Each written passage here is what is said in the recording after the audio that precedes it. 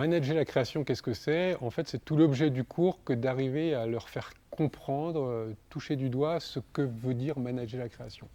C'est surtout pas manager la création au sens où on peut l'entendre, c'est-à-dire on met en place un certain nombre de dispositifs, des incitatifs, on définit des tâches et on contrôle, on mesure. On est loin de tout ça. La création est une activité particulière, alchimique, il y a quelque chose d'alchimique là derrière, qui repose sur des talents individuels, qui donne lieu à un risque considérable, c'est une activité extrêmement risquée, et donc elle ne se gère absolument pas comme d'autres activités. Manager la création, c'est mettre en place les conditions, mettre en place un environnement organisationnel, c'est-à-dire la manière dont on construit l'ensemble des briques organisationnelles autour de l'activité, qui vont favoriser l'émergence de projets créatifs et leur réalisation. Donc l'idée, c'est beaucoup plus de les faire appréhender, premièrement, ce qu'est la création comme activité collective, deuxièmement, ce qu'elle pose comme problème en termes de gestion, de management, d'organisation, et troisièmement, le lien qu'il peut y avoir entre toutes les décisions que peuvent prendre des managers autour d'une activité de création, sur la façon dont on met en place des processus, sur la manière de gérer des talents, etc., sur ce que sera le produit de la création. Et c'est ça peut-être le plus important de ce cours, c'est vraiment leur faire comprendre que toutes les décisions qu'ils vont avoir à prendre comme manager autour d'une activité de création aura un impact sur la création elle-même. Dans le déroulement du cours, je m'appuie sur un certain nombre de petits cas et je m'appuie sur un cas qui sert de fil conducteur, qui est le cas de l'entreprise Bernard Loiseau, qui est particulièrement intéressant. Alors, à l'origine du cas, il y a une situation un peu dramatique dans une entreprise. C'est Monsieur Loiseau, qui était chef charismatique d'une entreprise, un des grands chefs de la cuisine française, le porte-parole de la cuisine française, qui se donne la mort brusquement et qui laisse derrière lui une entreprise presque orpheline. Et la question qui se pose et qui est un peu intrigante, c'est quoi le rôle de l'organisation par rapport au rôle du créateur, celui qui est mis en avant, Monsieur Loiseau. Et cette question porte en elle vraiment le cœur de ce qu'est le cours, c'est-à-dire finalement, c'est quoi l'organisation de la création? Au-delà de l'individu, donc on connaît, tout le monde a en tête quand on parle de création des individus un peu talentueux, mais là on se rend compte qu'il y a un rôle qui est pris en charge par tout le reste de l'organisation, ce qui reste quand Monsieur Loiseau disparaît. Et donc la question qui se pose, c'est qu'est-ce que peut devenir cette entreprise sans Monsieur Loiseau? Quels sont ses actifs finalement? Quel est son savoir-faire à elle, indépendamment de cet individu talentueux qui était Monsieur Loiseau? Et comment peut-elle se réinventer? Je crois qu'il faut aussi, dans le dialogue d'une entreprise, qui est de l'humour à un certain moment, ou en tout cas pas tout prendre au premier degré, et d'être capable de leur prouver que certes il y a une hiérarchie, il y a des relations, mais des fois c'est le bon sens qui l'emporte. Et comme c'est mon métier, c'est moi après qui les cuisine. Ce cours, moi, s'inscrit dans un parcours personnel d'une démarche de recherche qui est née il y a quelques années. J'avais travaillé sur quelques secteurs comme la musique, le cinéma, et j'étais amené à faire une petite étude sur l'architecture. Et là, j'ai été confronté à un constat assez intriguant, c'est que finalement, les problématiques qui se posent dans l'environnement de l'architecture ressemblent étrangement à celles qui se posent dans le cinéma, des secteurs qui n'ont a priori pas grand-chose à voir.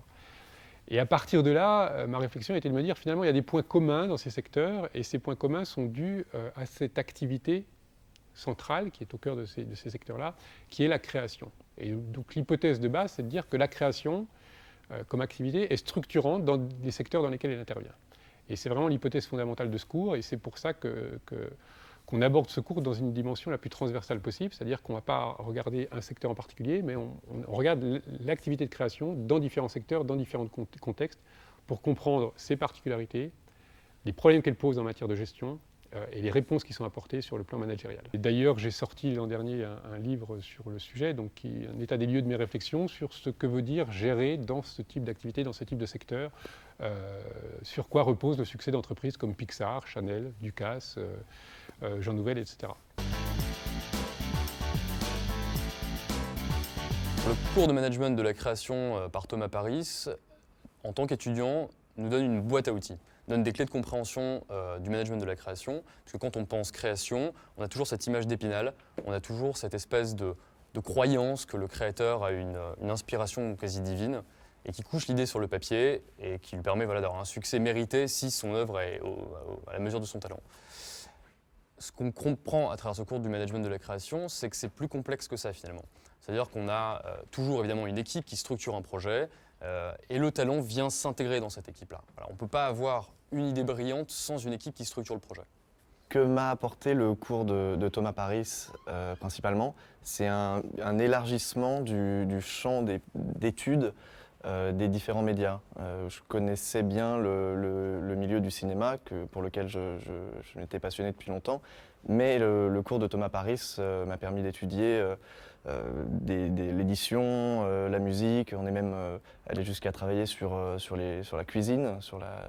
On a reçu un chef d'orchestre, on reçoit bientôt un chef cuisinier. Voilà, c'est des choses auxquelles je n'allais pas m'intéresser spontanément et qui finalement sont passionnantes.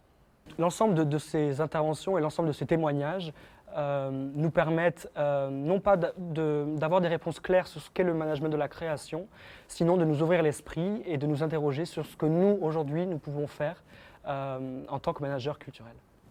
Alors je souhaite faire carrière dans le milieu de la musique et il me semble que le cours de management de la création m'a quand même apporté des outils précis pour comprendre ce que les artistes et le marché de manière générale pouvaient attendre d'un manager culturel.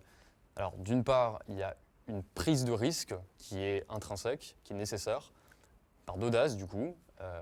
C'est-à-dire qu'on peut penser à un modèle sur lequel j'ai travaillé avec mon groupe, c'est le modèle de la radio Nova, qui est un modèle de radio particulier et qui implique justement cette prise de risque, ce goût de l'audace qui n'est pas naturel dans une industrie culturelle. Il faut oser prendre le risque pour aller de l'avant. La problématique qu'on étudie principalement, c'est celle de la rencontre entre la création, le créateur, et l'entreprise. L'entreprise, c'est une organisation lourde, chargée d'inertie, ce que n'est pas le créateur. Et ce que nous propose Thomas Paris, c'est d'étudier quelles peuvent être les clés de cette rencontre. Donc dans ma vie professionnelle, moi j'essaye de me diriger vers la production de films et la réalisation. Je serai confronté à ce genre de problème.